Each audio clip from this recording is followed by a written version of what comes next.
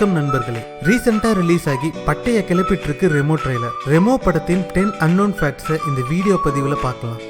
ரெமோ படத்துல வர லேடி கெட்டப்காக தினமும் சிவகார்த்திகேயன் சுமார் 4 மணி நேரம் மேக்கப்காக செலவிட்டு இருக்காராம்.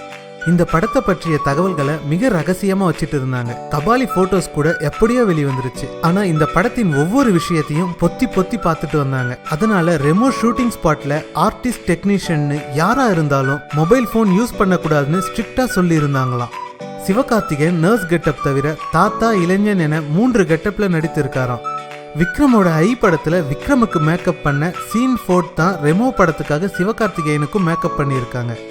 ரெமோ ட்ரெய்லர் யூடியூப்ல வெளியாகி 12 மணி நேரத்துல 12 லட்சம் பேர் அதை பார்த்துருக்காங்க. அஜித், விஜய் படம் ட்ரெய்லருக்கு கிடைக்கும் ரெஸ்பான்ஸ் இந்த படத்துக்கும் கிடைச்சிருக்கு. ரெமோ படம் 35 கோடியில உருவாகி இருக்கு. இது சிவகார்த்திகேயன் கெரியர்ல மிக அதிக பட்ஜெட் படமாகும். ரெமோ படம் தமிழ்நாட்டில் மட்டும் ரூபாய் 35 கோடிக்கு வியாபாரம் செஞ்சிருக்கான். சிவகார்த்திகேயன் பயணத்துல இதுதான் அதிகமான விலைக்கு விற்பனையான படமாம். ரெமோ படத்துக்காக மர்லின் போஸ் கொடுத்திருக்காரு. இது படத்தில் இடம்பெறும் காட்சியா அல்லது ப்ரொமோஷனுக்காக ஸ்பெஷலா எடுக்கப்பட்ட போட்டோவா என்பது தெரியல.